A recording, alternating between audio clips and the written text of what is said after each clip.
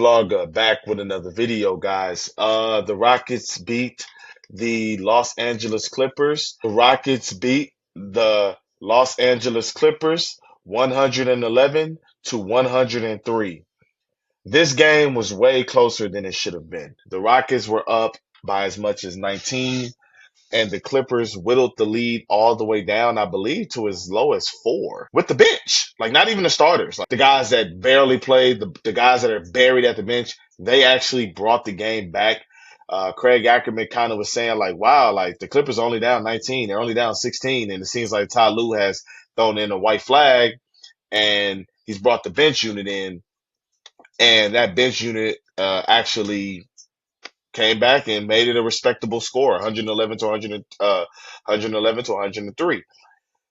This game was a Terror Twins game. Tari Eason, 18 points, 10 rebounds. Ahmed Thompson, 18 points, 11 rebounds. Everybody that played scored. Jock Landale was good in the first half, not so much in the second half. Reed Shepherd was good in the first half, not so much in the second half. Ahmed Thompson and Tari Eason were good all game, pretty much. They were probably the Rockets' best players tonight. We're at this point now where our best players are the guys coming off the bench, the guys that are wreaking havoc, the guys that you don't have to call plays for. Those are the best guys on the team. You know, Tari Eason, I always said, going back to his rookie year, I said, you know, Tari Eason is that guy that you don't have to run plays for, and yet he still winds up with a double-double. Well, now he's starting to call his own number more. He's starting to look for his offense more. He's more confident with the ball, whether that be in transition or that be in the half court. He's more comfortable with the ball, and that's what I love. He was a plus 19. Ahmed Thompson was a plus 17. Jock Landale somehow was a plus 26. But that's really when the Rockets in that first half kind of extended the lead like way far. And at that point, that was pretty much all she wrote. The Clippers were out of this. Like, they were out of this game. The starters didn't really do nothing. The regular rotational guys, they really didn't do anything this game. To segue a little bit, I want to go to Jalen Green. Jalen Green played 36 minutes. He had 21 points, 7 rebounds, 4 assists, 7 of 21 from the field, 5 of 14 from 3. I don't know if Jalen works on anything else but his three-point shot. I'm at that point now.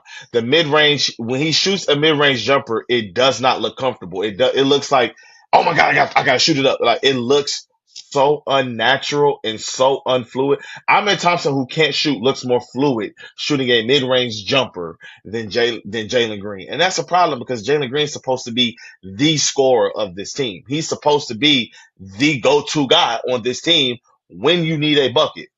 He was good in the first half. He was making his threes. I think he made 4 in the first half and maybe 1 in the second half. 14 threes is just bad, man. 36%. That looks respectable on paper, but in the second half, he may have been 1 of 7, 1 of 8. Like, it's ridiculous. 7 of 21 from the field. Like I said, he doesn't know what he wants to do in the mid range. He hardly ever drives to the paint. If his three ball is falling, the defense could just don't take your rim protector out. He is going to shoot threes. He's not going to attack the paint. He attacked the paint, I want to say 4 times tonight. One, he attacked the paint, and I think Sengun came on the follow-up. He got the tip in. Another one, he got a nice and one play, missed a free throw. That's the only 2 I can think about. Oh, the last, when the game got tight, he drove in, tried to throw something up. Like, that's the third one that I listed. Like, I watch these games in full. I'm not on my phone, only during timeouts, only during halftime. I watch these games in full, and I don't remember Jalen Green driving to the rim.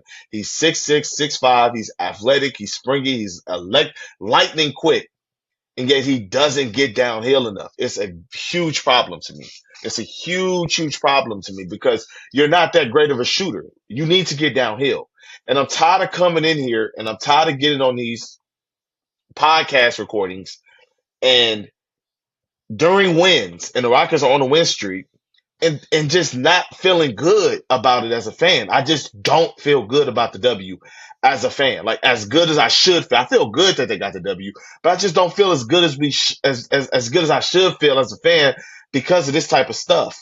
Fred VanVleet was solid, 15 points, 5 rebounds, 5 assists. He was 6 of 18 from the field. At this point, I expect that for Fred VanVleet. I want the three ball to fall. The layups, I don't really care. The middies I could do without. I want the three ball. If he can shoot 39% from three and 39% from the field, I'm cool. Shoot 39% from three. But tonight, 29% from the three, 2 turnovers. Everybody in the starting lineup was a minus. Everybody. Except for Dylan Brooks, who was a +6. And he leads the teams with a +78 plus minus coming into this game. It was crazy. Jabari Smith Jr., we got to talk about it. We have to talk about it. Probably played his least amount of minutes this season, 20 minutes. He was out in the third quarter early, never saw the floor again. Didn't play a lick in the fourth quarter. Once James Harden and them went to the bench and Lou pulled the plug, he was done. All of his minutes went to Amen Thompson. All of his minutes went to Tari Eason. He got opportunities. There was a stretch where they got like 2 offensive rebounds on one possession. He missed from the same spot, which is like very rare if you're an NBA player. 5 points, 1 of 6 from the field, 4 rebounds. I'm sad for Jabari, man. I feel bad for Jabari Smith. I do. I feel bad for him, man. Like, it's not a good feeling for your confidence to be low, and it just seems like everybody is like mad at you and everything is not going your way. You can't make shots.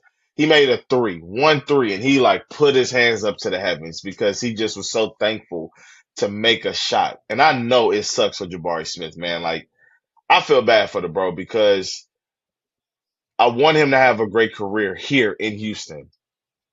So far, it hasn't been that.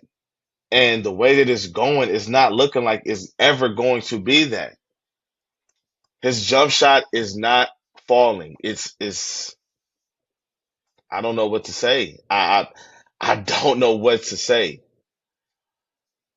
I'm sorry, Jabari. I hope that eventually it turns around. It's a long season. We're not even 15% of the way through the season. Keep grinding, keep hustling, man. It'll get better. You will see the sun will come out tomorrow. Jalen Green went through the same thing last year, bro. Dylan Brooks, 15 points, 5 rebounds, 4 6 from three. The only positive from three this game, really, like outside of Amen Thompson. Yeah, literally, probably was the only positive. 4 6 from three. Played really good defense on James Harden. He played really good defense on everybody. Dylan Brooks has a very specific type of defensive skill set, though. He's only good, like really, really good, versus like certain types of archetypes. Like, whereas Tari and Amen are like much more versatile than him. You know, and maybe because they're a little lighter and they're a little bit more athletic and they're a little bit more leaner, and Dylan is more like bulky and like, like, you know, and maybe that might be what it is, but Dylan was really good. He's probably the Rockets' best catch and shoot 3-point threat um on the team. He just frankly is. So salute to Dylan. Alperen Sengun, 13 points, 11 rebounds, 6 assists, 4 turnovers, -18. He was bad tonight offensively. Zubac had him in hell on both sides of the ball. Zubac was giving him the work on one end and not letting Sengun work on the other end. Sengun was not sharp today. He was not seeing double teams. He was missing easy reads in a corner. He was spinning into double teams. He came alive in the fourth quarter offensively, but you know, overall his offensive game today was not good. Defensively, Alperen Sengun was a stud. He had 4 blocks today. 4 blocks. Is Tari Eason and Amen Thompson are rubbing off on these guys. Like, their energy make everybody want to be a shot blocker, makes everybody want to be Bill Russell, Dwight Howard, Ben Wallace. It makes you want to be that guy. Like, everybody, like I said, Golan is blocking nasty guys. He's getting beat, recovering, smacking stuff, 2-hand blocking it off the backboard, getting the rebound, running in transition. Like, it's infectious, the effect that Amen Thompson and Tari Eason have had on the team defensively, and it's just resonating with everybody, whether that's getting on the glass and everything. At one point, the Rockets had 17 second chance points. The Clippers had 0. Like, it's infectious with this team. It's really, really infectious. Last little note, last little nugget. Reed Shepard, it looks like he wants to be a Terra triplet. He doesn't want to be left out of the Terra twin mix. He got into the mix when Ahmed Thompson and Tari Eason was on the floor with Jock Landale and Jalen Green. That was the lineup that really like ballooned the game and where the Rockets ultimately took control of the game. Reed Shepard is his defense is showing up. I just need the confidence. He shot 3 3s, so it seems like, oh yeah, he's shooting. No, it's not with confidence. It's not with rhythm. The best that he looked was versus Washington. That was when he was shooting with confidence and with rhythm. If we could get Washington Reed Shepard every single night, that's a hell of a player. With this type of defense and his type of hands and quickness and how he's getting the two guys, that's the type of guy that I need. That's the type of guy that I would want on my team. So all in all, really, really good effort from the Rockets. Another game where they hold an opponent under 105.